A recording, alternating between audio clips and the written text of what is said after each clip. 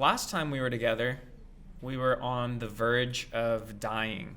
Yeah, that's the last time we were together. We were literally just like, bye. And we never talked about that experience, which was like a very memorable, emotional, tumultuous, the tallest mountain in the Philippines. When I say we were dying on Mount Apo, it's like kind of an exaggeration, but when we were in the forest and then there was that slippery cliff and then I slipped and then the guy grabbed you. Yeah, did you see that? Or you turned around by the time he already was grabbing me? I saw you already being grabbed by the guy. That I didn't see, but that I was in front of you. I almost died in Mount Apo. I mean, you don't know if you're gonna die or not, but I almost fell off the cliff, which, you know, you can break your neck or... So I think Mount Apo was a very physical, mental, like, it was challenging at so many levels. Physically, we knew it was going to be challenging, but mentally, it was like never ending. And then there were so many times like, oh, this is it. No, that's not the peak. Oh, this is it. No, that's not the peak. Remember when we hit that wall that is like 87 degrees? Oh no, what was the percentage? Yeah.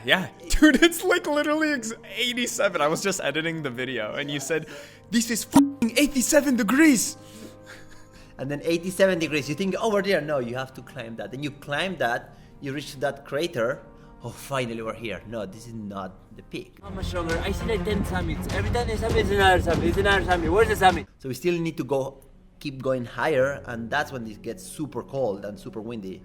So it's like mentally, because you always think you reach, and you don't reach. And when you reach, you have to go all the way back because your greatest idea was to do it up and down the same day, twice. Yeah, well, that's kind of a long story, but you know, I have that like David Goggins mindset. Push yourself to the limit. But before doing it, you were so concerned, like it was like you were a scared kid. Dangerous as we just made it sound, it's really nothing compared to the stuff we've done in our life. Like we've done way crazier, riskier, life-threatening experiences, and something I didn't completely understand was why you were so scared, as if you're scared for your life to do this hike. You know, this was before we did the hike. So I used to be a risk taker, and maybe at your stage, when I was at your stage of your life, where you're like, you know, I live in Africa 5 years of my life, and I don't know how I'm still alive a lot of times. There's a lot of stories, but it's not for this podcast. There are some stories that I like. Now that I'm thinking of these private stories, I would like to know more. But you definitely done some stuff. I took a lot of risk, and I never perceived the danger of, you know, the risk on it. I will say for the listeners, because I know we can't get in these stories because we might get canceled. But Nico has taken risks that I have not taken that were very life-threatening. And I do crazy stuff. Stupid things. Nothing illegal, nothing bad, just for the people. But I could have died. I mean, put it that way. Now, and that was when I was single. I have nobody depending on me. So today, when I need to make a decision on what to do, I always think, how will that impact? Because let's say if I die tomorrow, I have 2 girls that depend on me. I don't say 3 girls because Solen doesn't depend on me. I actually depend on her. If you put it one way. And as you said, it's not the only thing I want to do is to be a dad. No, but it's one of my main priorities. I want to be a good dad. I want to be present. I want my kids to look back and think, oh, I have a present dad. And that, I think that today, going back to the question, is like part of your life, part of your time as a father, in my case, or as a mother, Solen, it's devoted to your kids, right? So if something happened to you, you're not going to be present for them, and that will affect their life. I've never met or talked or spoke with anyone who had done that hike within one day, like up and down. Based on their videos, they slept. They wake up at 6 a.m., but they slept. He went up to the camp.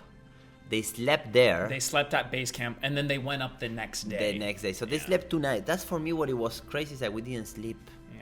Like, we didn't sleep for literally 48 hours. But your concern is it death? Yeah, no, at that point I was like, wait, what if something happened to me? But it's not Because even... I would never ever consider death as like a No. a likely possibility. That doesn't have to be death, right? Like, but imagine if I don't know, have an accident and then I cannot walk. Like you break your ankle. Yeah, I break my ankle. So I cannot that's what it walk. is. I cannot like it's like I cannot help.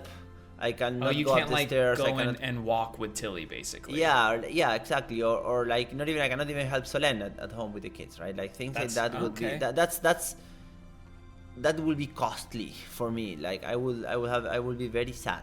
If that happened to me, and then of course I will make everyone else's life more difficult at home.